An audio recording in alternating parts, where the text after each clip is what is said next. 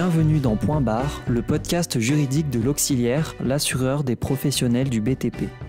Point Barre, c'est l'occasion d'échanger avec notre responsable juridique, Claire Roussel-Zizine, autour d'une décision de jurisprudence qui a des répercussions très concrètes sur la vie des acteurs de la construction. Aujourd'hui, découvrons ensemble une histoire qui permet de mettre en lumière l'importance majeure de l'acte de réception et les conséquences que son absence peut avoir sur les responsabilités du constructeur.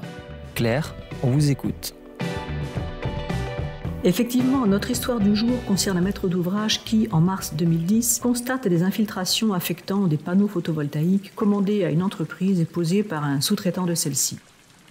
En mai 2016, soit 6 ans après la survenance de ces infiltrations, le maître d'ouvrage assigne aux fins d'expertise l'entreprise principale, le sous-traitant et leurs assureurs, puis exerce une action en responsabilité décennale en invoquant une réception tacite des travaux.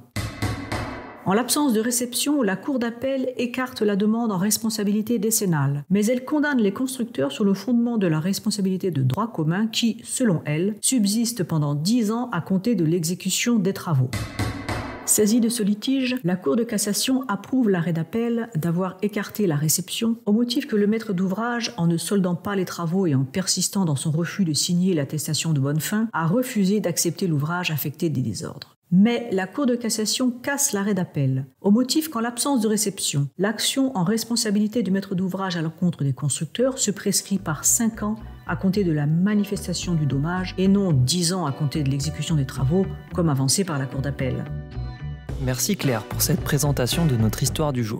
On se rend bien compte ici de l'importance de la réception et que tout l'enjeu réside finalement dans l'acceptation ou non des travaux par le maître d'ouvrage. Le maître de l'ouvrage a tenté de mobiliser la responsabilité décennale du constructeur en faisant valoir une réception tacite des travaux. Mais son refus de valider leur bonne exécution et le non-paiement du solde du prix l'en a empêché.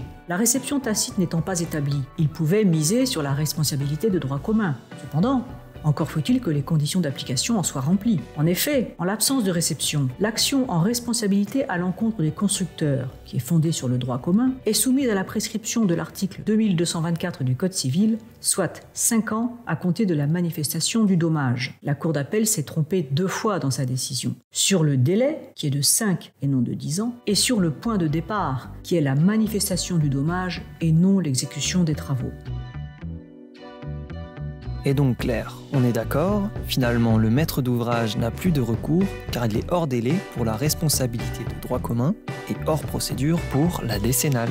Parfaitement. L'action fondée sur la responsabilité décennale ne pouvait pas aboutir, car en l'absence de réception, les garanties légales telles que la garantie biennale de bon fonctionnement et la responsabilité décennale ne peuvent pas être mobilisées. Quant à l'action fondée sur le droit commun, elle était prescrite, car plus de 5 ans s'étaient écoulés entre les infiltrations apparues en mars 2010 et les assignations délivrées en mai 2016. Point barre.